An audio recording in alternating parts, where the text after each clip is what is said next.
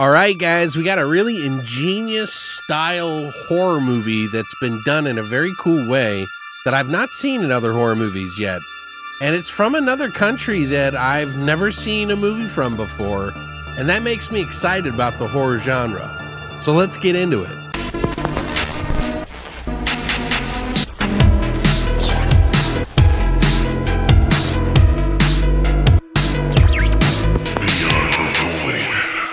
What's up, guys, and welcome back to Beyond the Void. My name is Alex, and today we're going to be doing another spoiler-free review from Fantasia 2025's Film Festival with a film that they had on their docket called Burning. And Burning is from Kyrgyzstan, which is just south of Kazakhstan. But yeah, it's all in that region, you know, where there's a lot of different countries that we got other countries making horror movies out there.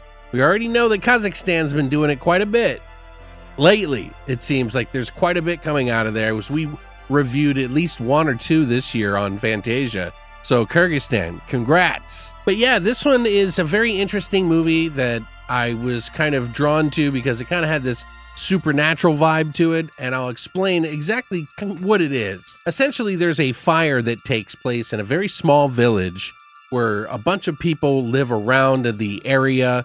It's at a house where a family's been having troubles with their family.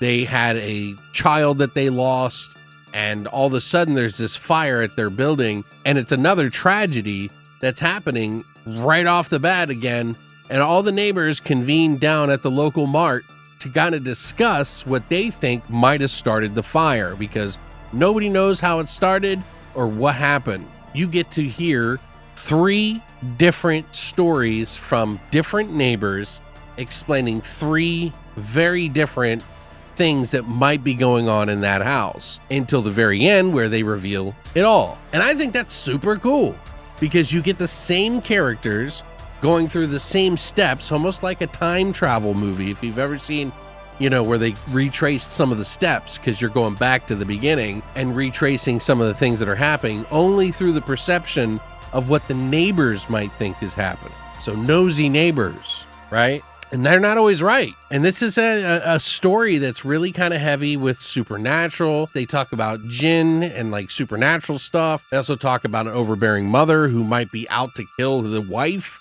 There's a husband named Murat, his wife named Asel, and they lost their child at a very young age after an event one day. And the first story is kind of the neighbor explaining how overbearing the mother was and how they were scared of the mother. And then, you know, there's another story after that that kind of goes a different direction. And then another story after that that actually tells the truth of what actually happened. So it kind of doles it out, and you get to experience a lot of different ways that the characters are acting in separate scenarios, which is a really cool idea for a horror movie. It's almost like solving it in kind of an investigative way through the eyes of neighbors who should be minding their own business. But they have their own stories. Obviously, the fire broke out and could have burned down their places. So, you know, this talk is bound to happen, basically. But I thought the acting was pretty good. There's some scenarios in this movie that are kind of scary, but I wouldn't necessarily call this a scary movie, although they do kind of deal with like possession in this movie a little bit and kind of go in some new directions. There's Murat the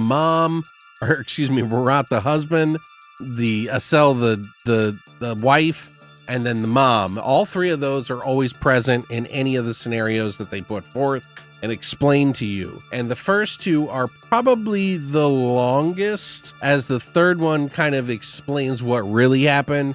And so you don't really need to go through each of the steps, but it actually takes the time to go through some of the main points of it.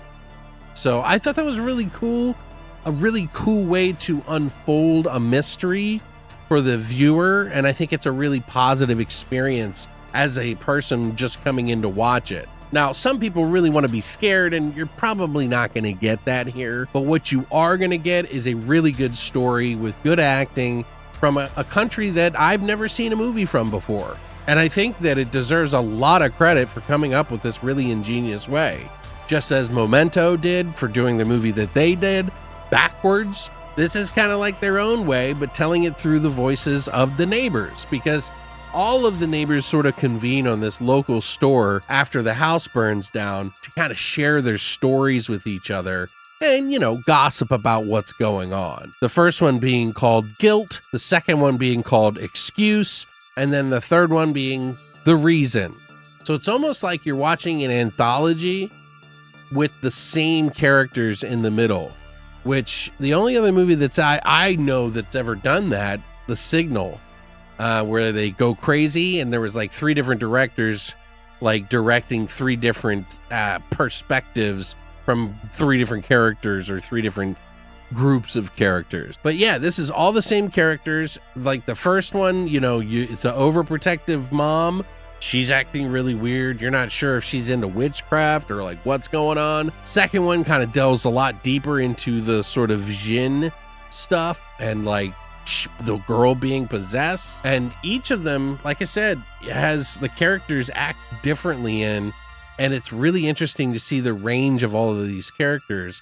I can't imagine it being that easy to pick actors that could do all that as well as they did. It's kind of cool. I wasn't like over the moon about it, but the concept and the like ingeniousness of doing this is actually very cool in my opinion. And I think that they have something going for them there.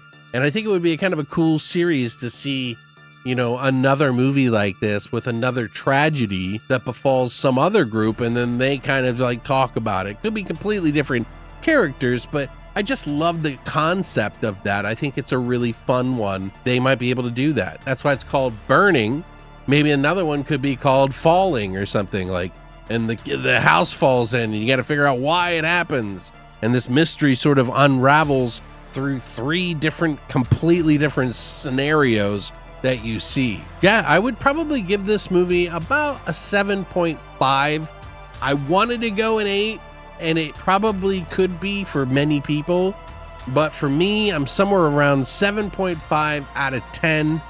I think it's something that you should see, so if it does come to a streaming service or for rent, I think it wouldn't be a waste of money at all. I think it would be a good one, because this movie ends up in some like actual significant movie making territory where it does something that is kind of like, I don't know, longer lasting and meaningful in this film. So I think it adds to this film overall. Some people might be a little kind of disappointed with the end. I think it was very cool. But yeah, I would love to hear what your thoughts are about this movie. Did anybody else go see it at Fantasia?